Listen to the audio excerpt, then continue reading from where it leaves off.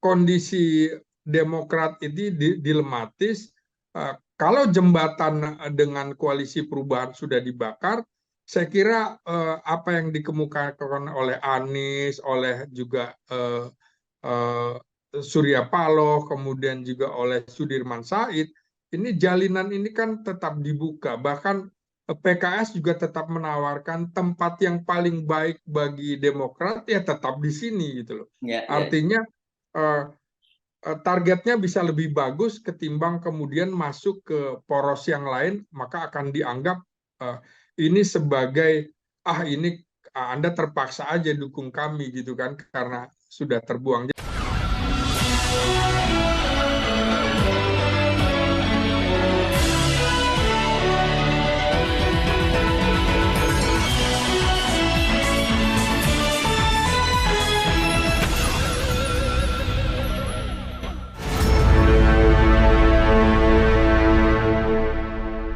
Halo, apa kabar? Assalamualaikum warahmatullahi wabarakatuh. Apa kabar? Kembali berjumpa dengan saya, Hersman Arif dari Forum News Network. Kalau Anda mencermati atau mengikuti perkembangan berita kemarin ya, itu kelihatannya Demokrat itu lewat AHY, ketua umumnya, itu sudah membakar jembatan sepenuhnya untuk kembali ke koalisi perubahan dan untuk persatuan kendati PKS dan juga Anies Baswedan melalui juru bicaranya Sudirman Said sebenarnya membuatkan jembatan baru gitu. Dan kata AHY dia move on. Nah pertanyaannya kalau move on itu berarti kan dia akan mencari teman koalisi, partner koalisi baru. Kemana dia akan berlabuh dan bagaimana kira-kira peluangnya dan bagaimana nasib dari Partai Demokrat dan AHY ini menarik untuk kita diskusikan, dan saya akan kembali mengajak Anda untuk berbincang dengan analis politik dan militer dari Universitas Nasional Jakarta, Bung Selamat Ginting. Assalamualaikum Bung Ginting. Waalaikumsalam warahmatullahi wabarakatuh. Wah, dinamikanya sudah sampai ke sana pasti, Bung ya. Yes. Dan orang kemudian bertanya-tanya, kalau gitu, kalau sudah pasti dia move on, itu kan artinya dia UNIN gitu ya dengan dengan Anies dan koalisi perubahan gitu ya.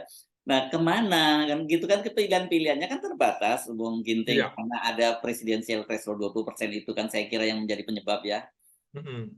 Ya. Jadi gini Bung Hersu, saya jadi ingat sekitar 2-3 bulan lalu soal mimpi SBY itu Bung Hersu. Ingat ya? Oh iya mimpi. Ya, Betul. mimpi SBY kemudian bertemu dengan Jokowi dan Megawati, saling jemput lah ya, kemudian naik kereta dari Gambir. Kalau kita bahas secara komunikasi politik, tentu kita ingat tentang teori interaksi simbolik ini, Bung ya. Ini kan simbol, Bung, bahwa ada peluang yang sedang dijajaki juga, padahal saat itu Demokrat sudah masuk dalam koalisi perubahan, di mana ada Partai Nasional Demokrat atau Nasdem dan juga Partai Keadilan Sejahtera. Sudah menyatu dalam koalisi perubahan, tapi kemudian ada tafsir mimpi. Nah, ini saya bukan ahli tafsir ya, Bung ya. Enggak, tapi ini komunikasi politiknya sebenarnya ya. Mimpi, iya. Di situ kemudian diformalkan simboliknya itu melalui ucapan SBY. Bagaimana kemudian menafsirkan atau ini muncul persepsi bahwa kemungkinan walaupun sudah di koalisi perubahan, SBY juga sudah kemudian memikirkan kemungkinan kalau ada jalan atau celah untuk mendekat ke Jokowi atau mendekat ke Megawati. Mari kita bahas bahwa kalau kita lihat apa mungkin ke koalisinya Prabowo, kita tahu koalisi Prabowo itu kingmaker-nya adalah Jokowi. Nah, di situ juga ada, jangan lupa ada PKN, partainya Anas Urbaningrum. Oh iya. Iya kan? Ya, apa ia mungkin ke situ? Itu pertama. Yang kedua juga secara implisit bahkan eksplisit Partai Demokrat menerjemahkan upaya kudeta Kepala Staf Presiden Jenderal Muldoko untuk mengkudeta Partai Demokrat, ini juga di belakangnya ada Jokowi. Apa iya mungkin di situ ada Jokowi, ada Muldoko, ada Anas Urbaningrum begitu ya. Nah, kemudian kita juga ingat Bung Hersu, upaya-upaya atau kalimat-kalimat yang pedas sekali diucapkan oleh Demokrat kemarin itu dianggap sebuah pengkhianatan. Kata pengkhianatan itu kan udah luar biasa tinggi sekali, Bung Hersu. Dan kita ingat juga, kalau mau masuk ke koalisi Prabowo, di 2019 juga ada pernyataan mengejutkan dari Partai Demokrat, di mana Prabowo dituding sebagai Jenderal Kardus, kan begitu, Bung Hersu. Jadi musuhnya banyak ini, Bung Hersu, di situ. Ada Jokowi, ada Prabowo, ada Muldoko, ada Anas Urbaningrum. Tidak nyaman, Bung Hersu. Oke lah, Prabowo mempersilahkan, kemudian mempersilahkan ya barangkali untuk menambah suara saja.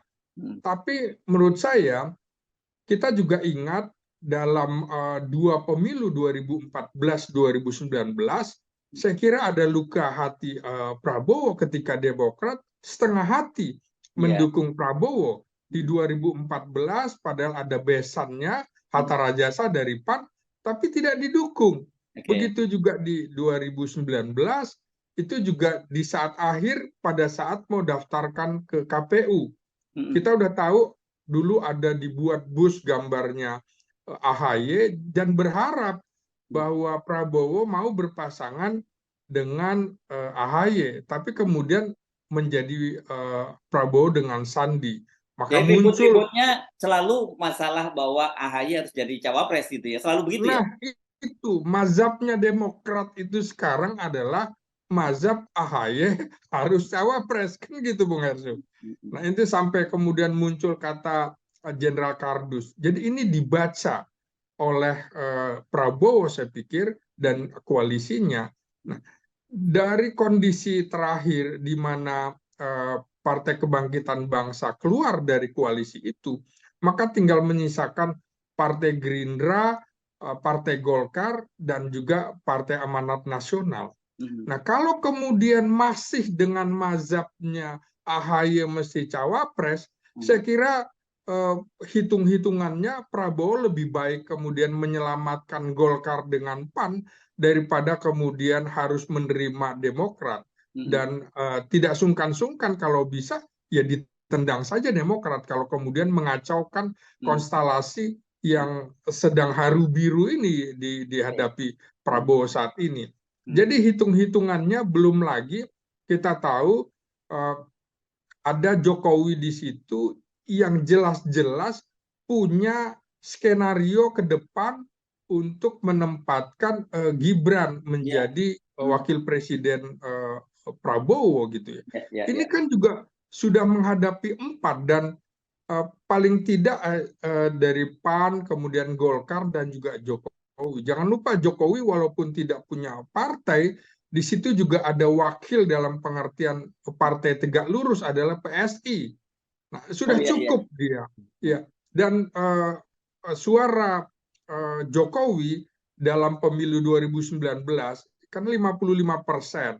20% dari PDI, dari PDIP, artinya 35%-nya di luar PDIP. Ini yang membuat Jokowi juga merasa pede bahwa suara atau pendukung dia cukup besar. Kemudian sementara Demokrat kan bisa dibilang partai dengan bukan partai menengah lagi, Bung. Partai dibagi 3 itu adalah partai urutan yang ke-6 atau ke-7 begitu ya. Jadi tidak begitu seksi menurut saya Demokrat kondisi sekarang dibandingkan kondisi era SBY. Jadi kemudian kemungkinan untuk masuk ke situ juga tipis karena kemudian terakhir kalau kita lihat pernyataan Presiden SBY maksud saya itu jelas kritik kepada Jokowi juga sangat keras, Bung Hersu. Apa kemudian ini orang melihat bahwa apa yang dilakukan Demokrat seperti meludah ke langit, itu Hersu. Jadi ini akan memercik wajahnya sendiri. Lalu bagaimana dengan ke PDIP? Ini kita juga tahu kalau kita ambil lewat persepsi interaksi simbolik tadi, Bung Hersu, ini kelihatannya SBY melontarkan ingin ada nostalgia. Kita tahu ada hubungan sejarah yang luar biasa di dalam keluarga ini. Ketika dulu kakeknya AHY, Jenderal Sarwo Edi Wibowo, dalam peristiwa 65-66-67 itu berada di pihak yang berseberangan dengan Presiden Soekarno. Dan itu adalah ayahandanya Megawati dan juga kakek dari Puan Maharani. Nah, tapi kemudian semuanya sebenarnya sudah coba jalinan itu dirangkai menjadi lebih baik lagi ketika Pramono Edi Wibowo itu menjadi ajudan Presiden Megawati gitu. Dari mulai ajudan wakil presiden menjadi ajudan presiden. Ini barangkali untuk semacam rekonsiliasi keluarga begitu ya. Dan kita tahu kemudian SBY dan Megawati juga berada dalam satu kabinet. SBY menjadi menterinya Megawati. Di situ sebenarnya jalinannya sudah bagus sampai akhirnya ada luka hati, Bung Hersu. Luka hati dari Megawati ketika SBY dianggap tidak gentleman. Ditanya apakah ada yang mau jadi calon presiden, hanya Yusril yang menjawab, ya saya ingin menjadi calon presiden, sementara SBY tidak. Di situ ada silent operation yang dilakukan kubunya SBY, dan itu juga kemudian Taufik Kimas marah, Bung Hersu ya, sampai menuding itu sebagai jenderal cengeng, kan begitu. Jadi ada kekanak-kanakan begitu. Nah ini kemudian ketika SBY akhirnya mampu memenangkan Pilpres 2004 dan 2009, PDIP dalam posisi tegak berada di kubu oposisi. Nah ini sama ketika kemudian Jokowi menjadi presiden pengganti SBY, maka Demokrat juga ditempatkan dalam posisi sebagai oposisi. Nah kita mesti lihat dari interaksi simbolik mimpinya SBY, baru kemudian persepsinya baru bisa kita tangkap sekarang, Bung Hersu, bahwa akan mencoba menjalin itu. Gitu. Tapi kita bisa lihat, bisa saja Megawati kemudian tidak menerima. Ini yang dipersoalkan Demokrat ketika keluar dari koalisi perubahan adalah minta kesetaraan. Menurut saya dalam politik tidak ada kesetaraan, Bung Hersu, karena kemudian tergantung sahamnya. Di koalisi perubahan jelas saham itu yang terbesar adalah Nasdem. Maka kemudian ketika ada yang ingin menjadi nakoda juga, maka akan pecah. Nah, kita tahu kalau di PDIP jelas semuanya ditentukan oleh Megawati, bukan oleh Ganjar Pranowo sebagai calon presiden. Nah, disinilah kemungkinan Demokrat bisa menjadi gelandangan politik, Bung Hersu. Tidak diterima di koalisi porosnya Prabowo di mana ada Jokowi, juga tidak bisa diterima di porosnya Ganjar karena ada Megawati. Sangat mungkin. Kenapa bisa menjadi gelandangan politik? Karena dalam Undang-Undang Pemilu tahun 2017 ada persyaratan wajib bahwa partai politik itu harus memilih capres dan cawapres ikut dalam pilpres. Apabila tidak, maka dalam pemilu berikutnya itu tidak diperkenankan ikut pemilu. Dan ini posisi Demokrat terancam menurut saya saat ini.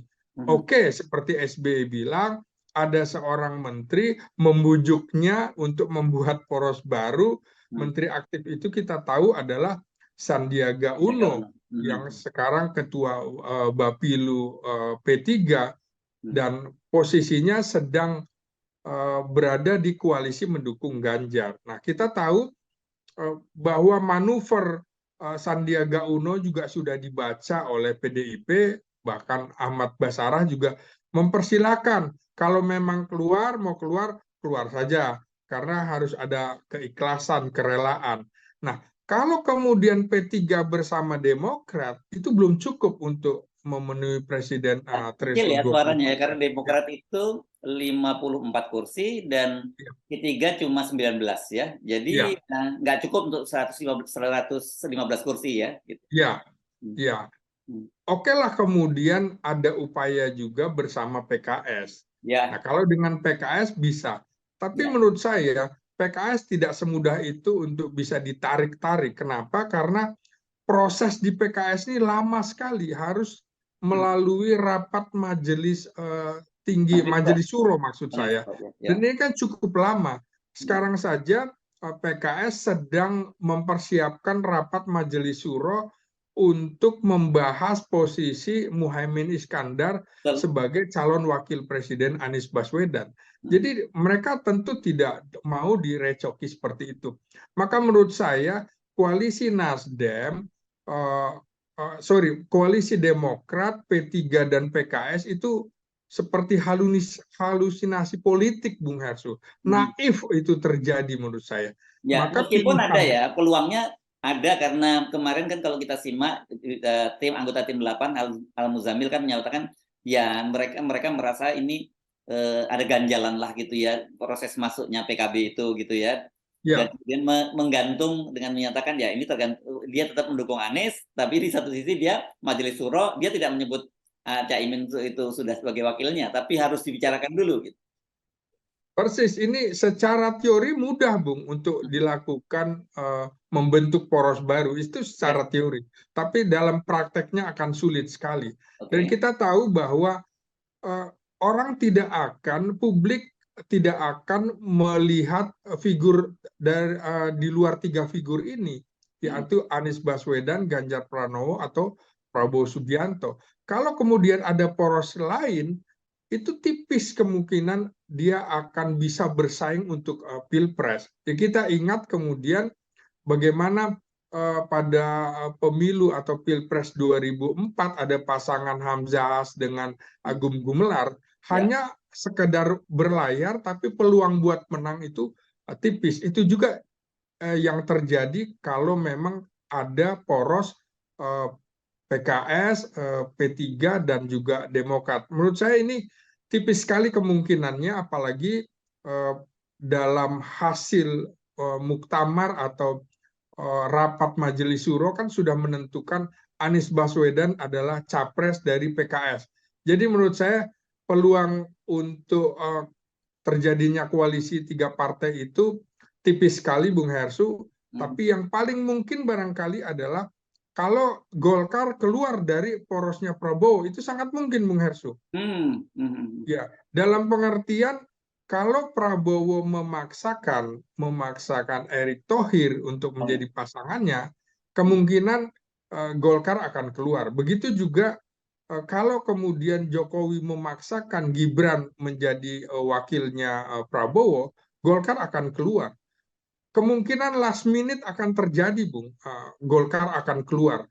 Karena Golkar akan kemarin melalui kadernya juga sudah mengemukakan, sudah menawarkan dua calon, Bung Hersul. Ada Erlangga, ada Ridwan Kamil. Nah, ini justru Golkar ini sedang juga dirayu lagi oleh PDIP. Karena kemudian setelah ini kan poros Prabowo merasa bahwa suara ceruk di Jawa Timur dicuri dalam tanda petik begitu ya oleh koalisi perubahan. PDIP juga merasa hilangnya Muhaimin ada hilangnya suara Nadatul Ulama di situ.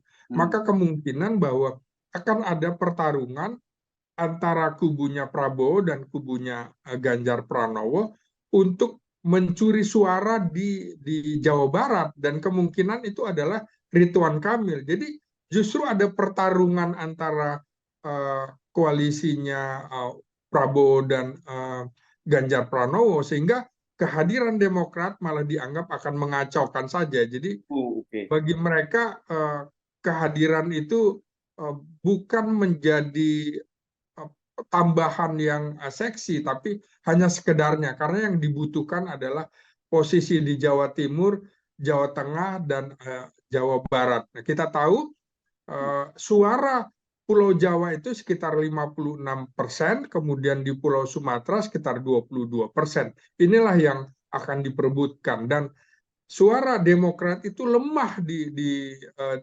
provinsi itu, Bung Hersu, 3 provinsi Jawa. Begitu, ya. Bung. Jadi secara kalkulasi politik gitu ya, peluangnya untuk membentuk poros baru bagi ini ya, bagi Demokrat ini berat ya, Bung Egin. Ya. Terus yang kedua, saya kira ini kemudian kalau toh pertanyaan saya juga kan dia harus memilih salah satu calon presiden ya, kalau yang Anda sebut tadi tidak mau kena sanksi untuk tidak bisa ikut pemilu berikutnya gitu. Pertanyaannya kemudian, kan selama ini selalu yang narasi disampaikan baik SBY maupun AHY, mereka menarasikan perubahan, dan mereka mengklaim bahwa perubahan itu sebenarnya gagasan dari atau nama itu dari mereka gitu. Tapi kalau mereka kemudian gabung dengan Prabowo atau Ganjar, kan otomatis narasi itu juga terbatalkan begitu saja kan gitu. Iya, kita tahu, Bung Hersu, Demokrat selalu menggunakan frasa perubahan dan perbaikan, bukan perubahan dan persatuan, Bung Hersu ya. Ini kan unik juga ya. Nah, kalau kemudian bergabung dengan yang lebih banyak, artinya yang lebih banyak di koalisi pemerintahan, itu akan menjadi tanda tanya, apalagi hampir 9 tahun ini berada di kubu oposisi, maka kemudian orang juga akan menerjemahkan, ini sih hanya karena punya mazhab itu tadi ya, mazhab AHY harus menjadi cawapres. Sebenarnya sama saja dengan PKB, mazhabnya adalah Muhaimin Iskandar harus menjadi cawapres. Tapi memang PKB itu lincah, Bung Hersu, dibandingkan dengan kemudian AHY. Dan saya lihat juga ada kendala psikologis, Bung Hersu, ketika kemudian harus ada pertemuan dengan Ketua Umum Partai Demokrat, ujung-ujungnya tidak langsung putus, harus juga melalui SBY lagi. Sehingga bayangkan, Surya Paloh harus berhadapan dengan AHY, itu kan seperti bumi dengan langit, jauh sekali, Bung Hersu. Nah, inilah psikologis yang mestinya dipahami sejak awal.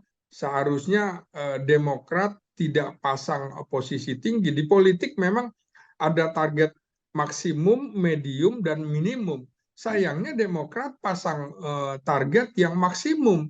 Nah, kalau kemudian pasang target yang medium saja, ini sudah ketemu. Dan apakah kemudian Demokrat juga akan pasang maksimum dan medium di koalisi yang lain, juga akan sulit.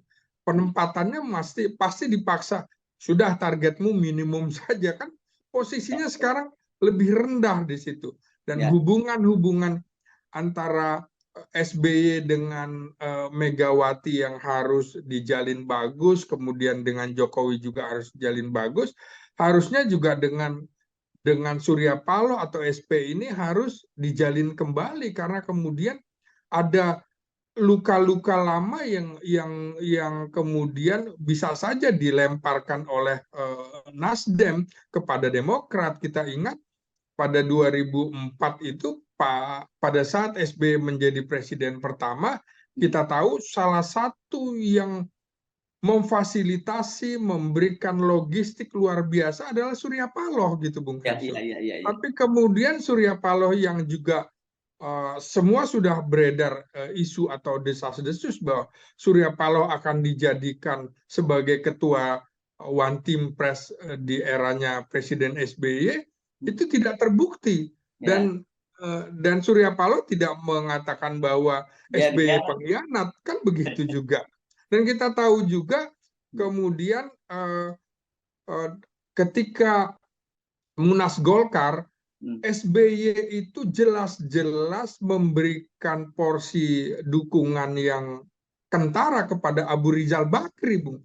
Bukan kepada Surya Paloh. Apa kemudian ini juga tidak menyakitkan Surya Paloh sampai akhirnya memutuskan untuk keluar Golkar dan membuat Ormas Nasdem dan lanjut menjadi Partai Nasdem. Saya kira persoalan-persoalan ini juga akhirnya terbuka kepada publik, sama dengan bagaimana ketika Demokrat pada tahun 2013 menyelenggarakan 2013 menyambut Pilpres 2014, membuat konvensi di mana pemenangnya adalah Dahlan Iskan dan runner up-nya adalah Anies Baswedan, tapi kemudian mereka merasa kecewa karena tidak ditawarkan kepada koalisi-koalisi yang lain namanya.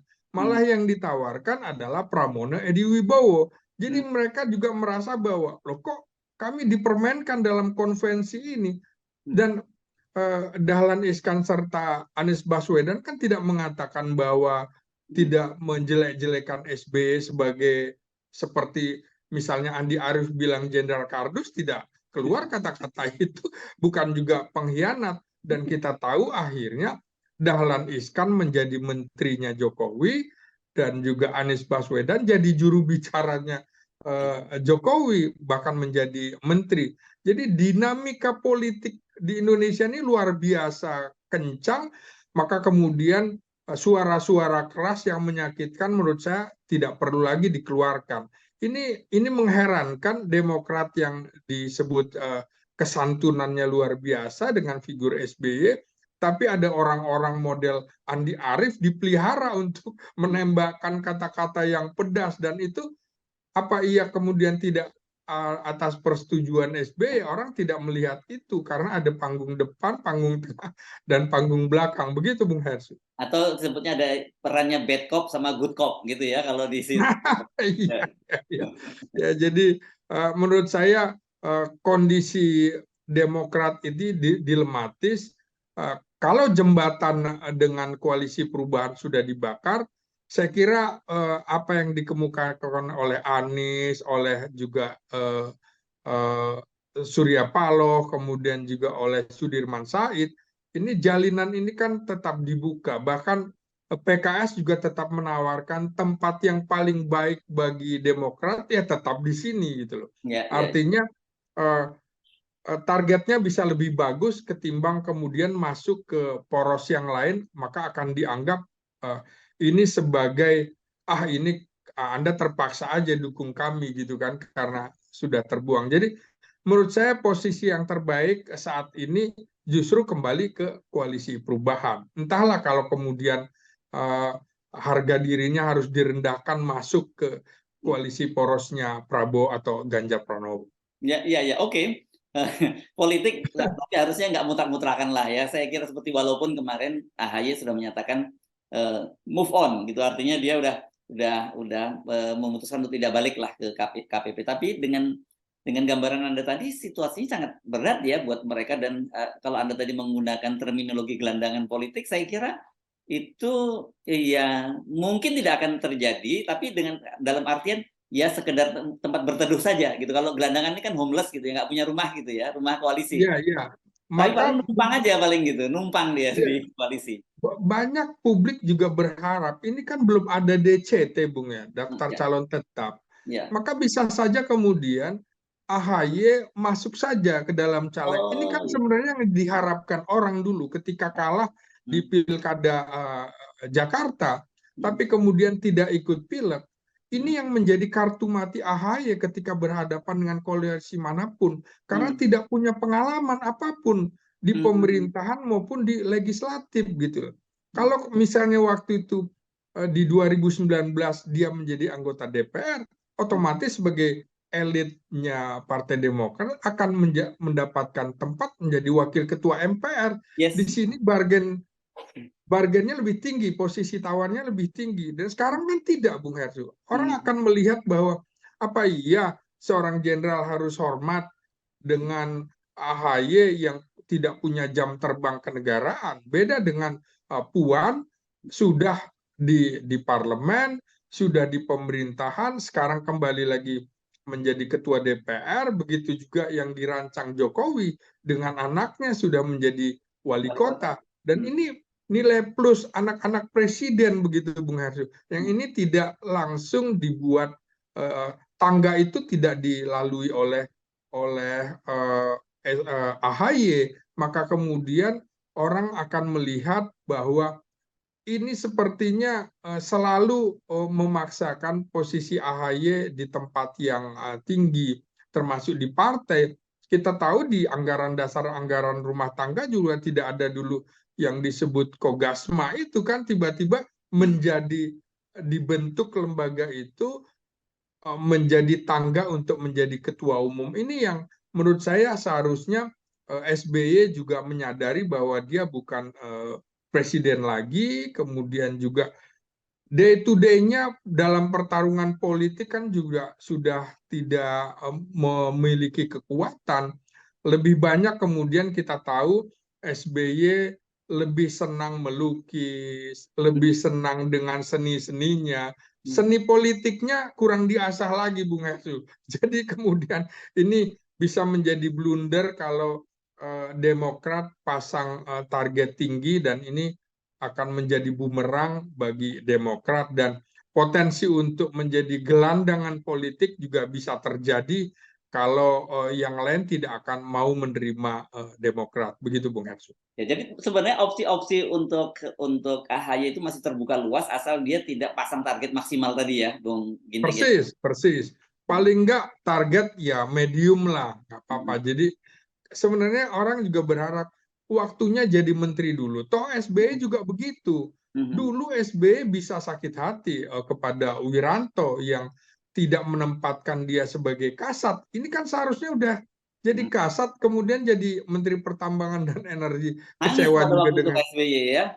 Iya, kecewa juga dengan Gus Dur. Tapi ada hikmahnya toh. Hikmahnya akhirnya jadi presiden. Ya mungkin ini juga bisa diambil hikmahnya oleh AHY, barangkali dia masih panjang waktunya, usianya sekitar 45, masih ada 10 tahun lagi ke depan posisi untuk menjadi calon pemimpin nasional juga masih terbuka peluang. Jadi saya kira Demokrat saatnya juga introspeksi, tidak kemudian melemparkan peluru-peluru yang tajam ke lawan-lawan politiknya. Ini akan menjadi bumerang, begitu Bung Hers. Ya. Oke, tapi kalau kita menyimak kemarin pidatonya AHY, dia berperan sebagai good cop gitu ya, karena dia menyatakan dia move on dan mungkin terus mengucapkan selamat kepada pasangan Anies dan Caimin dan membuka peluang untuk kerjasama di masa depan.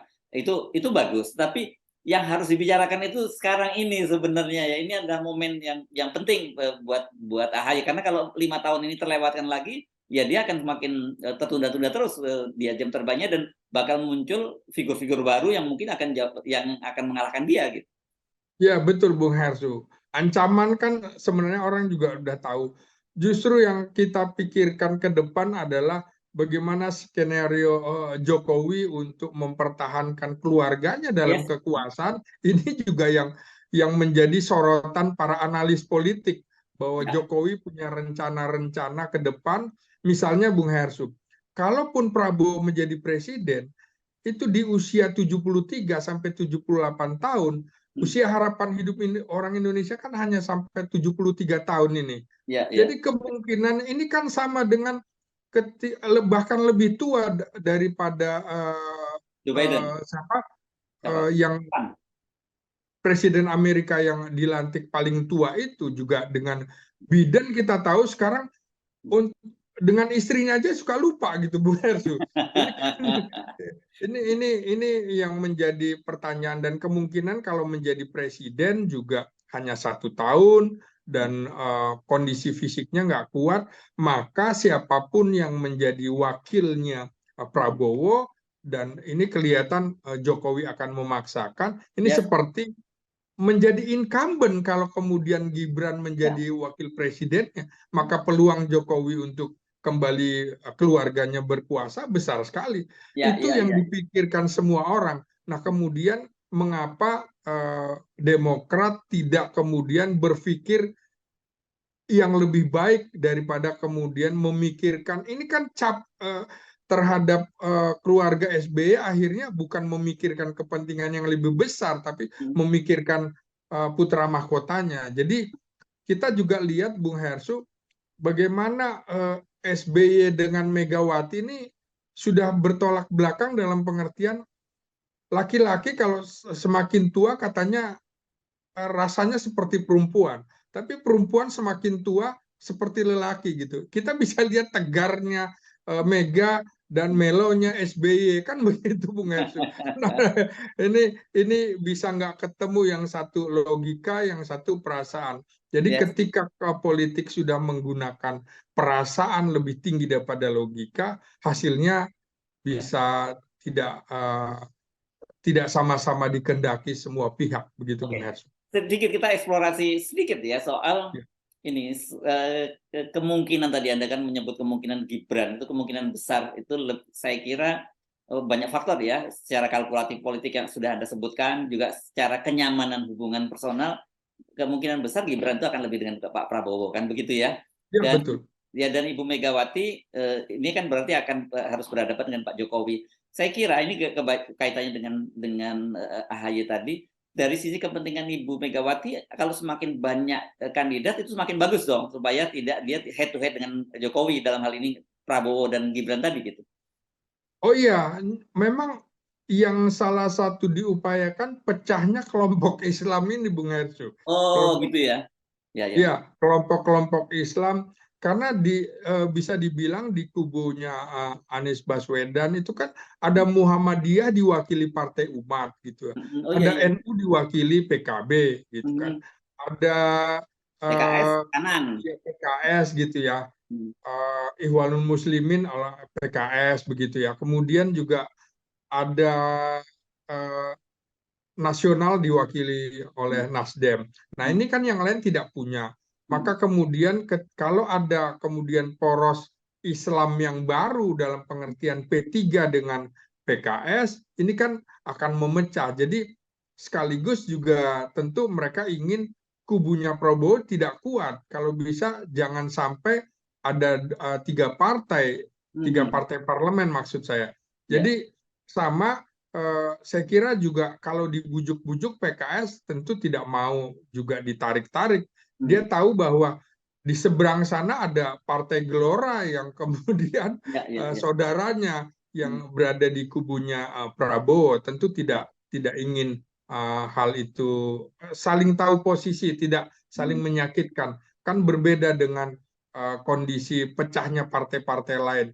Menurut saya ini juga dipikirkan bagaimana komposisi partai Islam tidak ada di porosnya Ganjar. Ini juga menurut saya menjadi kelemahan ketika kita ingat peristiwa poros tengah, Bung Hersu, di mana Mega dianggap, PDIP menganggap dirinya jumawa karena meraih 33%, maka hitungan di atas kertas akan menang. Ternyata kemudian politik tidak mengatakan itu di atas kertas, bisa berubah. Nah, ini juga posisi jumawa sedang ada pada dirinya Prabowo, Bung Hersu, tadinya. Muhaimin tidak akan keluar, Muhaimin tidak akan keluar PKB.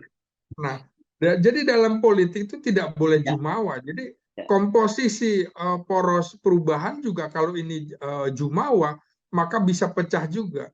Jadi politik itu mesti istiqomah dalam pengertian konsisten dan terus berjuang, tidak kemudian harus kau yang lebih kecil dekati aku. Nggak begitu. Ini artinya begini ya, dalam kasus ini ya, dalam koalisi perubahan ini, kalau kemudian Nasdem, dalam hal ini Surya Paloh terlalu dominan, itu kan bisa membuat juga PKS tidak nyaman ya, karena katakanlah kan ada bagaimanapun sebagai partai dia punya harga diri juga. Kok gua kayaknya nggak punya dikasih peran apa-apa nih gitu. Ya gua dapat kotel efek dari Anies, tapi ya jangan begitu dong mainnya. Kan bisa seperti itu kan teman-teman PKS berpikirnya.